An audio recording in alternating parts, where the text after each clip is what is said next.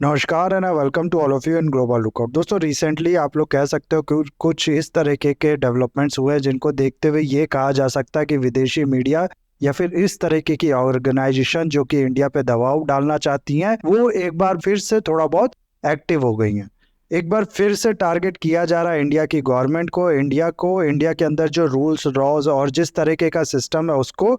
हाल में क्या हुआ है कि ट्विटर के जो एक्स सीईओ थे जिनका नाम जैक डॉर्सी था, आप लोग हो सकता है इनका नाम जानते भी होंगे। इनने अपने एक इंटरव्यू में बहुत ही ज्यादा शॉकिंग बात की है इंडिया को लेके। इनने कहा है कि इंडिया की जो गवर्नमेंट थी जब इनका टेन्योर था, यानी कि जब जैक डॉर्सी इसके सीईओ थे, तब इन पे लगातार प्रेशर बनाया करती थी। दुनिया भर के जो ट्वीट्स आप लोग कह लो उसको, या फिर जो अकाउंट्स है जो कि गवर्नमेंट की क्रिटिकल हुआ करते थे इंडिया की, उसको टेक डाउन करने के लिए, यानी कि उसको डिलीट करने के लिए, उसको हटा देने के लिए इस तरीके की बातें इनने की है। और जाहिर सी बात है बहुत ज्यादा शॉकिंग बात है। इसके बारे में पूरा हम लोग डिस्कस करेंगे इस वीडियो में। उसके अलावा क्या हुआ है कि आप लोग को बता दूं कि अल जजीरा न्यूज़पेपर, ये न्यूज़पेपर काफी फेमस है, आपने काफी सुना भी होगा इसके बारे में। ये कतर का तो स्टेट ओन्ड न्यूज़पेपर है, स्टेट ओन्ड मीडिया है, यानी कि कतर का सरकारी ये मीडिया है। इसकी तरफ से कुछ ऐसा हुआ है जो कि बहुत ही ज्यादा शॉकिंग है इंडिया के लिए। दरअसल इनने किया क्या है कि एक डॉक्यूमेंट्री रिलीज की है। बीबीसी की डॉक्यूमेंट्री के बारे में आपने सुना होगा। इंडिया की मोदी गवर्नमेंट की और प्राइम मिनिस्टर मोदी की खराब इमेज पेश करने के लिए बीबीसी ने ये डॉक्यूमेंट्री जो है ये रिलीज की थी कुछ टाइम पहले। उसी तरीके का काम जो है वो कतर द्वारा भी किया गया है हाल में। इसके बारे में भी हम लोग देखेंगे और इन सब के अलावा बहुत कुछ आप लोग को जानने को मिलेगा इस वीडियो में। बस आपको एंड तक बने रहना है और अगर वीडियो अच्छा लगे तो लाइक, कमेंट, शेयर, सब्सक्राइब जरूर करना है। सबसे पहले ट्विटर का जो इशू है वो हम लोग देख लेते हैं। ट्विटर के जो एक्स सीईओ रह चुके हैं उनका नाम है जैक डॉर्सी। इनने हाल में एक यूट्यूब चैनल जिसका नाम है ब्रेकिंग पॉइंट, इनको एक इंटरव्यू दिया था और इस इंटरव्यू में इनने इंडिया की जो गवर्नमेंट है उसको लेके ये एलिगेशन लगाया कि इंडिया की जो गवर्नमेंट है उसने लगातार प्रेशर बनाया ट्विटर पे। लगातार इंडिया की तरफ से रिक्वेस्ट आती थी ट्विटर को कि ये अकाउंट वो बैन कर दे, ये ट्वीट जो है वो डिलीट कर दे। इसके बारे में आप लोग कह सकते हो कि रिप्लाई करे, इस ट्वीट के बारे में रिप्लाई करे, ट्विटर से ये कहा जाता था। इस तरीके की काफी रिक्वेस्ट जो है वो इंडिया की गवर्नमेंट से किए जाते थे ट्विटर को। बेसिकली इनने कहा क्या है वो पूरा आप लोग यहाँ पर देख सकते हो। दरअसल हुआ क्या था कि एक कंपैरिजन की बात की गई थी। जो इंटरव्यूअर थे उनने पूछा था इनसे कि जब आप सीईओ थे ट्विटर के और जब अभी यानी कि इलॉन मस्क जब सीईओ है तो इसमें जो डिफरेंस है वो क्या है, फ्रीडम ऑफ स्पीच को लेके इस तरीके के जो सवाल है वो इनसे किए गए थे। उस पे ये कहते हैं कि हम लोग global appreciated free speech, free expression, इस तरीके की जो चीजें हैं इस पे ज्यादा फोकस करते थे। जबकि इलॉन मस्क जो है का जो प्रिंसिपल है वो इस तरीके से है कि कंट्री के जो लॉज हैं, जिस कंट्री में ये ऑपरेट कर रहे हैं उस कंट्री के जो लॉज है, जो रूल्स है, जो रेगुलेशन है, उसको ये ज्यादा फोकस देते हैं। फिर ये कहते हैं कि टर्की हो गया, इंडिया हो गया, इस तरीके की जो कंट्री है ना ये बहुत ज्यादा रिक्वेस्ट करती थी पहले जब ये सीईओ थे कि ये अकाउंट बैन कर दो, इस जर्नलिस्ट को बैन कर दो। इस तरीके की रिक्वेस्ट जो है वो काफी ज्यादा आती थी ट्विटर को। ऐसे में जब इलॉन मस्क कंट्री के जो लॉज है, जो उनके रूल्स है, उसको फोकस करेंगे, उसको ज्यादा रिस्पेक्ट देंगे, तो जाहिर सी बात है कि फ्रीडम ऑफ स्पीच जो है वो बहुत ज्यादा कर्व होगा। क्योंकि ये कंट्री लगातार उनसे रिक्वेस्ट करती रहेगी कि हर वो जर्नलिस्ट, आप लोग कह सकते हो हर वो पर्सनल जो कि गवर्नमेंट के क्रिटिकल हो और जिसके ज्यादा आप लोग सुनते हो, उसको गवर्नमेंट चाहेगी कि ट्विटर जो है वो बैन कर दे, उसको अकाउंट जो है उसका डिलीट कर दे। इस तरीके की काफी चीजें जो है इनने कही कि ये जो है ये प्रॉब्लम क्रिएट करेगी, ये फ्रीडम ऑफ स्पीच जो है इसको कम कर देगी। क्योंकि मस्क के टाइम में जो ट्विटर है वो universal idea of freedom of speech in सबको नहीं, बल्कि उस कंट्री के आप लोग कह सकते हो कि जो लॉज है, जो रूल्स है, उनको ज्यादा फॉलो करेगा। ये चीज तो देखो एलॉन मस्क ने खुद भी अभी हाल में जो बीबीसी का इंटरव्यू उनने दिया था उसमें इस चीज को कहा था, इस चीज को अफर्म किया था जो ये कहते हैं। क्या इनने कहा था ये मैं आगे आप लोग को बताऊंगा। अभी हम लोग देखते हैं कि इसके आगे और क्या जॉक डॉर्सी जो है इनने कहा है। ये आगे कहते हैं कि इंडिया की जो रिक्वेस्ट हुआ करती थी वो इस तरीके से मैनिफेस्टेड होती थी कि अगर आप लोग ये नहीं करोगे तो हम जो है वो ट्विटर को इंडिया में बंद कर देंगे। आपके जो लोग हैं यानी कि जो एम्प्लॉय है ट्विटर, उनके हाउस पे रेड डाले जाएंगे, जो कि ये कहते हैं कि इंडिया की गवर्नमेंट ने किया भी। और फिर ऑफिस जो है वो ट्विटर का शट कर दिया जाएगा इंडिया में। इस तरीके की धमकियां जो है वो इंडिया की तरफ से दिया जाता था। ये भी यहाँ पर मेंशन करते हैं कि इंडिया जो है वो काफी ज्यादा बड़ा मार्केट था ट्विटर का और इसीलिए ये जो धमकी थी ये वाकई में मैटर करती थी। फिर इस चीज को ये हाईलाइट करते हैं कि ये सब होता था इंडिया में, जबकि इंडिया जो है वो एक डेमोक्रेटिक कंट्री है। ज्यादातर ये जो ट्वीट्स या फिर जो अकाउंट बैन करने की रिक्वेस्ट की बात कर रहे हैं इंडिया गवर्नमेंट की तरफ से जो की गई थी ट्विटर को, वो ये बात कर रहे हैं जो 2020 का फार्मर प्रोटेस्ट हो रहा था उस टाइम पे जो रिक्वेस्ट गवर्नमेंट की तरफ से की गई थी उसको। नाउ अब इस चीज पे अगर आप लोग देखो ना तो इंडिया की जो गवर्नमेंट है उसकी तरफ से भी रिस्पांस आया है, उसने भी रिटेलिएट किया है। इस पे आप लोग कह सकते हो सबसे पहले तो इंडिया के जो आईटी मिनिस्टर है, इलेक्ट्रॉनिक्स एंड आईटी मिनिस्टर है राजीव चंद्रशेखर जी, उनने इस पे रिस्पॉन्ड करते हुए कहा है सबसे कि ये एक तरीके से पूरा लाई है, इसको आउटराइट लाई बताया है इनने। और उसके बाद ये कहते हैं कि ये एक अटेम्प्ट है ट्विटर की ओर से और जैक डॉर्सी जो है इनकी ओर से, कि जब इनका जो पीरियड था ना ट्विटर का, उसमें जो भी गलत काम किए गए थे जो आज के टाइम में उजागर होने लगे हैं उसको छुपाने के लिए। फिर ये कहते हैं कि जैक डॉर्सी का जो टाइम था उस टाइम पे ट्विटर की तरफ से लगातार वायलेशन किया जाता था इंडिया के लॉज का। 2020 से 2022 तक ये बताते हैं कि कंप्लीटली जो ट्विटर है वो नॉन कंप्लाइड रहा है इंडिया के जो भी रूल्स रेगुलेशन लॉज है उसको लेके। उसके बाद भी ये कहते हैं कि ना कोई पर्सन जेल गया है, ना ही किसी पर्सन के यहाँ रेड डाली गई है, इस तरीके का कुछ हुआ है, ना ही कोई ऑफिस को शट डाउन किया गया है ट्विटर के। और आगे इनका कहना होता है ये कि ट्विटर को लगता था कि वो जो इंडिया की सॉवरेनिटी है उसको अंडरमाइन कर सकता है, इंडिया की सॉवरेनिटी को उसको रिस्पेक्ट करने की जरूरत नहीं है, इसीलिए वो इंडिया की सॉवरेनिटी से अबव उठ के इस तरीके के काम करता था। और इंडिया की जो गवर्नमेंट है उसका ये रिस्पॉन्सिबिलिटी है, उसका ये कर्तव्य है कि जो भी कंपनीज इंडिया में ऑपरेट कर रही हैं, यहाँ काम कर रही हैं, उनको ये इंश्योर करे कि वो इंडिया की सॉवरेनिटी, इंडिया के लॉज रूल्स वगैरह की रिस्पेक्ट करे। इसके आगे मिनिस्टर साहब ये भी कहते हैं कि जो फार्मर प्रोटेस्ट था उस टाइम पे काफ़ी ज़्यादा मिस इन्फॉर्मेशन, फेक न्यूज़, इस तरीके की चीज़ों को फैलाने की कोशिश की जा रही थी, इवन कि जेनोसाइड तक की न्यूज़ को फैलाने की कोशिश की गई थी। और गवर्नमेंट जो है इंडिया की उसकी यह रिस्पॉन्सिबिलिटी है कि वो इस तरीके के फेक न्यूज़ से लोगों को बचाए।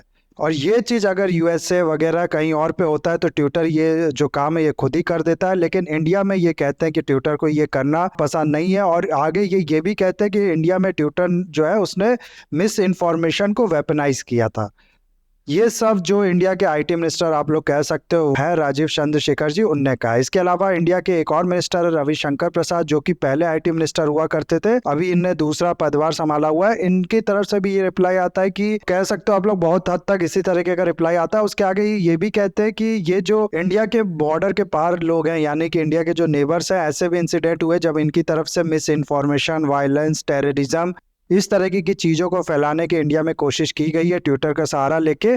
और इसको गवर्नमेंट ने रिक्वेस्ट किया टेक डाउन करने के लिए, और इसी चीज को अब इशू बना के ये जो जैक डॉर्सी है ये लोगों के सामने पेश कर रहे हैं। अनुराग ठाकुर जी को आप लोग जानते होंगे, इनकी तरफ से भी रिप्लाई आया है, इनने भी लगभग इसी तरीके की बात की है। इनने थोड़ा अलग हट के बात की है, इनने ये कहा है कि ये चीज, ये एलिगेशन एक ब्लैटेंट लाई है। और ये कहते हैं कि इतने सालों के स्लेब्स के बाद, यानी कि 2-3 साल हो गए ना, आप लोग देखो 2020 की ये बात कर रहे हैं, जॉक डॉर्सी जो है ये इतने सालों के स्लेब के बाद अब जागे हैं, अब इस तरीके की बातें करने लगे हैं ताकि इन पे जो एलिगेशन लग रहा है, इनके जो अपने कारनामे उस पे पर्दा डाला जा सके, इनके जो मिसडीड्स हैं उसको छुपाया जा सके।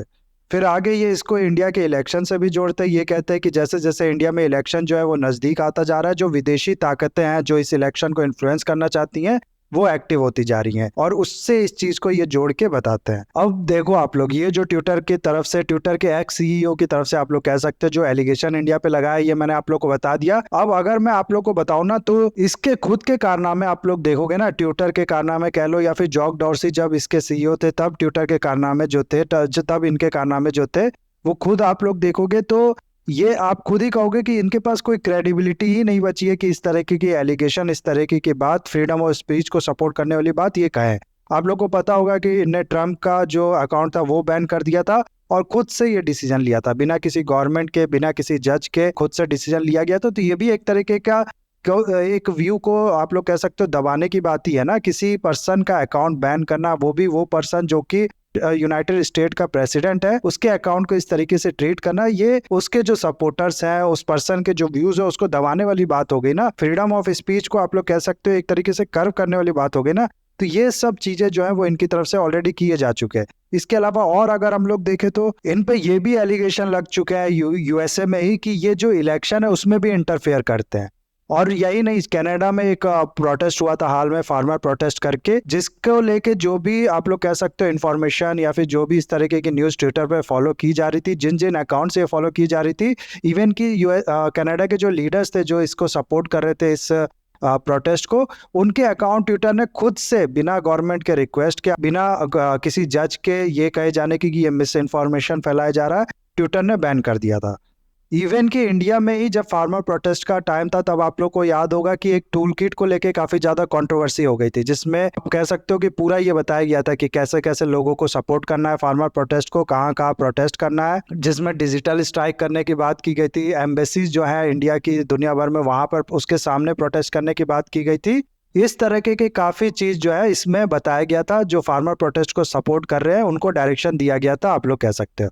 और ये जो टूल किट था, इसको शुरुआत में कनेक्टेड पाया जा रहा था जो खालिस्तान सपोर्टर ऑर्गेनाइजेशन है ना, पाकिस्तान बेस्ड, उससे। अब बाद में ये इन्वेस्टिगेशन सही निकली या गलत, उसकी बात हम लोग नहीं करेंगे, लेकिन उस समय इस तरीके की बात जो गवर्नमेंट की एजेंसीज है उनकी तरफ से की जा रही थी। और इसको लेके एक ट्वीट जो है वो संबित पात्रा जी ने कर दिया था ट्विटर पे, जिसको खुद से ट्विटर ने बिना किसी गवर्नमेंट के रिक्वेस्ट से, बिना आप लोग कह सकते हो कुछ ज्यादा जांच पड़ताल किए हुए, मिस इन्फॉर्मेशन का टैग दे दिया था। तो मैं इस चीज पे भी काफी ज्यादा कंट्रोवर्सी हुई थी। तो ये जो सेलेक्टिव व्यूज को सपोर्ट करना, सेलेक्टिव फ्रीडम ऑफ स्पीच की बात करना, ये ट्विटर की तरफ से काफी ज्यादा टाइम से शो किया जा रहा है। अब हालांकि जो सिचुएशन है वो थोड़ा बहुत बदले है, इसका ऐसा कहा जा सकता है, लेकिन अभी उतना टाइम नहीं हुआ इलॉन मस्क को भी, तो आने वाले टाइम में देखना होगा कि क्या सिचुएशन होती है। लेकिन पहली जो इसकी हिस्ट्री है ना, वो काफी ज्यादा इस चीज से घिरी हुई है, आप लोग कह सकते हो। इसकी पूरी हिस्ट्री आप लोग को बताने लगूँ तो 3 घंटे की पूरी मूवी जो होती है वो बन जाएगी इस पे, और इतना टाइम जाहिर सी बात है ना आपके पास है ना मेरे पास है।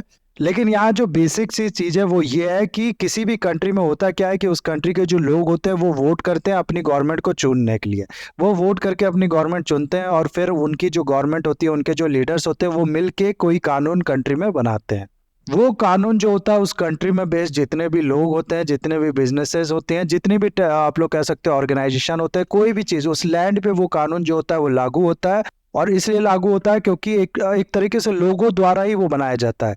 लोग अपने नेता चुनते हैं, नेता वो कानून बनाते हैं, तो एक तरीके से इनडायरेक्टली लोगों द्वारा ही वो बनाया गया है। अब ऐसे में इनका ये जो शुरुआत का स्टेटमेंट मैंने बताया कि ये कहते हैं, बहुत प्राउडली कहते हैं कि हम लोग जो थे वो यूनिवर्सल आइडियाज को ज्यादा सपोर्ट करते थे, जबकि इलॉन मस्क जो है वो कंट्री के जो लॉज है, कंट्री के जो रूल्स है उसको ज्यादा सपोर्ट करते हैं, उनकी ज्यादा रिस्पेक्ट करते हैं। तो ये खुद ही अपनी जो चीजें हैं उसको शो कर देते हैं। आप किसी कंट्री में जाके ये कहोगे कि हम लोग हमारे जो आइडियाज है, जिसको हम लोग यूनिवर्सल आइडियाज मानते हैं, उसको सपोर्ट करेंगे, आपके कानून हम नहीं मानेंगे, और आपके हमारे जो रूल्स रेगुलेशन है वो मानने पड़ेंगे, ऐसा कहीं कहोगे तो चल पाएगा? कोई और कंपनी आप लोग कह सकते हो कि ऐसा कह के काम कर सकती है? नहीं कर सकती है। लेकिन ट्विटर तो कि ये जो राइट है, ये जो हक है, ये चाहिए। ट्विटर समझता है कि वो सारी कंपनी से, बाकी सारी ऑर्गेनाइजेशन से, इवन कि किसी कंट्री के सोवरेनिटी से भी ऊपर है, और इसके जो आइडियाज है वो मैटर करते हैं उस कंट्री के जो लॉज है उससे ज्यादा। कोर्स ये पहले की बात कर रहा हूँ, जब ये जैक डॉर्सी जो है ये सीईओ हुए करते थे ट्विटर के, तब की बात कर रहा हूँ मैं। उसके अलावा आपको बताऊं तो ये जो रिक्वेस्ट जब इंडिया की गवर्नमेंट की तरफ से की गई थी ना फार्मर प्रोटेस्ट के टाइम पे, तो शुरुआत में इनने ये रिक्वेस्ट जो है ये मान ली थी, यानी कि जो अकाउंट्स थे, कुछ अकाउंट्स इन लोग ने डिलीट कर दिए थे, कुछ जो पोस्ट थे वो भी हटा दिए थे। लेकिन थोड़े टाइम के बाद ट्विटर ने किया था कि दोबारा इसको रिस्टोर कर दिया था, और ये कहा था इनने कि इसमें कुछ भी इस तरीके का पाया नहीं गया, जितना जो गवर्नमेंट कह रही है कि मिस इन्फॉर्मेशन या फिर बाकी चीजें, वो सब चीज इसमें नहीं पाई गई है। अब यहाँ पर आप लोग देखो, गवर्नमेंट कह रही है कि इसमें है, ये कह रहे हैं नहीं है। इसमें आप लोग कह सकते हो कि अगर कुछ इन्वेस्टिगेशन वगैरह, कुछ इस तरीके की चीज, कुछ जांच पड़ताल की जानी थी, तो वो कौन करता? जाहिर सी बात है वो कंट्री का जो कोर्ट है वो सब करते, या फिर कंट्री की जो एजेंसीज है वो सब करते। लेकिन क्योंकि इनको लगता है इसमें कुछ ऐसा नहीं है, इन्हें खुद से इन्वेस्टिगेशन सब कर लिया, सब कुछ खुद से डिसाइड कर लिया, और फिर इसको दोबारा रिस्टोर कर लिया। तो ये कहना चाहते हैं कि हमारा जो आप लोग कह सकते हो इन्वेस्टिगेशन है, या अभी जो जांच पड़ताल है, वो गवर्नमेंट के डिसीजन से, गवर्नमेंट की जांच पड़ताल से ऊपर है। तो ये भी आप लोग समझो कि कितना ज्यादा गलत बात है। इसके अलावा मैं अगर आप लोग को बताऊं ना, तो 2016 तक हाफिज सईद जो है, जो कि 2012 से जिस पे यूएसए ने वारंटी लगा रखी है कई डॉलर्स की, जिसको कई टाइम से आप लोग कह सकते हो टेररिस्ट डिक्लेयर किया गया, सिर्फ इंडिया ही में नहीं बल्कि यूएसए में, इंडिया में, यूनाइटेड नेशन में, ऑस्ट्रेलिया में, रशिया में, उसका अकाउंट हुआ करता था ट्विटर पे। ये सस्पेंड किसका करते हैं? ये सस्पेंड करते हैं डोनाल्ड ट्रंप का अकाउंट। तो कहीं ना कहीं आप लोग ये कह सकते हो कि एक तरीके की जो विचारधारा थी जैक डॉर्सी की, वो ये बहुत ज्यादा फॉलो करते थे, और उसी बेस पे चाहते थे कि ट्विटर जो है वो भी चले, उसी विचारधारा को ट्विटर भी फॉलो करे। कोई अपोजिट विचारधारा जो है, ज्यादातर राइट विंग्स जो थे उसके खिलाफ ट्विटर ने एक्शन लिया है, तो उसको ये कर्व करने की बहुत ज़्यादा कोशिश करते थे और इसीलिए अब ये इतने क्रेडिबल नहीं है। अब इतनी इनकी आप लोग कह सकते हो कि साख नहीं है ये कि ये किसी और को क्रिटिसाइज करे, किसी और को ये कहे कि भाई तुम फ्रीडम ऑफ स्पीच जो है उसको कर्व करते हो, उसको दबाते हो। तो ये पूरा चल रहा है ट्विटर के बारे में। ये न्यूज़ थोड़ी पुरानी हो गई थी, मैं उस समय ये वीडियो नहीं बना पाया था, लेकिन ठीक है अभी मैंने बता दिया। अब हुआ क्या है कि इसी तरीके की एक और न्यूज़ आई है। ये न्यूज़ है रिलेटेड, आप लोग को पता होगा, अल जजीरा एक न्यूज़पेपर है उससे। और हुआ क्या है कि एक बीबीसी की डॉक्यूमेंट्री के बारे में आपने पहले काफ़ी ज़्यादा सुना होगा कि मोदी को लेके एक डॉक्यूमेंट्री बनाई है बीबीसी ने, जिसमें काफ़ी ज़्यादा क्रिटिसाइज किया गया है मोदी को। इसी तरीके का काम जो है वो अब अल जजीरा ने भी किया है। अल जजीरा ने क्या किया है कि एक डॉक्यूमेंट्री बनाई है जिसका नाम इन लोग ने रखा है हु लिट द फ्यूज। इसको आप लोग हिंदी में इसका अनुवाद ऐसे समझ सकते हो कि ये आग किसने लगाई या फिर आग किसने लगाई, इस तरीके का कुछ जो ये कहना चाह रहे हैं वो है। नाउ इस डॉक्यूमेंट्री में ये दिखाया गया है कि इंडिया के जो 172 मिलियन मुस्लिम्स माइनॉरिटी है वो कैसे फियर्स में जी रहे हैं, कैसे मोदी गवर्नमेंट के अंडर में उनको आप लोग कह सकते हो कि सिस्टमेटिकली साइडलाइन किया जा रहा है, कैसे स्टेट एजेंसी जो है वो उनके खिलाफ काम करती है, और इस तरीके की चीज़ें जो है वो इसमें दिखाई गई है। मुस्लिम्स को आप लोग कह सकते हो कि विक्टिम दिखाया गया और गवर्नमेंट को टॉर्चर करने वाला मुस्लिम्स पे दिखाया गया है ना। अब होता क्या है ना कि इस समय की जो इंडिया की गवर्नमेंट है वो अगर आप लोग देखो तो काफ़ी ज़्यादा स्ट्रॉन्ग गवर्नमेंट है, एक तरीके से कंप्लीट मेजोरिटी है। बिना आप लोग कह सकते हो कि जो इसके अलाइड पार्टीज है उसके भी सिर्फ बीजेपी की मेजोरिटी है। कहने का मतलब है एनडीए तो छोड़ दो, सिर्फ बीजेपी की मेजोरिटी है। प्राइम मिनिस्टर मोदी जो है इनकी अप्रूवल रेटिंग जो है वो काफ़ी ऊपर है, नंबर 1 पे है ये अप्रूवल रेटिंग के मामले में। ऐसे में जाहिर सी बात है कि ये जो सिचुएशन है ये दूसरी कंट्री को बहुत खटेगी। क्यों? दूसरे कंट्री को या दूसरी ताकतों को बहुत ज़्यादा कटेगी। क्यों? क्योंकि ऐसे में क्या होता है ना कि जिस कंट्री के पास ऐसी सिचुएशन हो उस पर आप दबाव बना के कोई काम नहीं करा सकते। इसीलिए अगर आप लोग देखो ना तो वेस्टर्न मीडिया हो गया, इस तरीके के और भी मीडियाज़ हो गए, मिडिल ईस्ट के मीडियाज़ हो गए, जो कि इंडिया पे आप लोग कह सकते हो कि इनकी जो चालें हुआ करती थी वो नहीं कामयाब हो पा रही हैं। अब वो बहुत ज़्यादा फ्रस्ट्रेट हो चुके हैं और इसीलिए इस तरीके के अटेम्प्ट्स, इस तरीके के एलिगेशन जो है वो लगाए जा रहे हैं इनकी तरफ से, एक तरीके का प्रेशर बनाने के लिए, या फिर ये भी कह सकते हो आप लोग कि जो इलेक्शन आने वाला है इंडिया में उसको इन्फ्लुएंस करने के लिए। लेकिन इस चीज़ में जो इंडिया का कोर्ट है उसने एक्शन लिया है। हाल में ही इलाहाबाद हाई कोर्ट ने ये ऑर्डर दिया है गवर्नमेंट को, सेंट्रल गवर्नमेंट को, कि ये जो डॉक्यूमेंट्री है इस पे वो अभी के लिए रोक लगा दे और इसको पूरा जांच पड़ताल करे और तभी इसको रिलीज होने दे जब इसमें ऐसा कोई चीज़ नहीं पाया जाए जो कि इंडिया में जो हार्मनी है उसको डिस्टर्ब करे।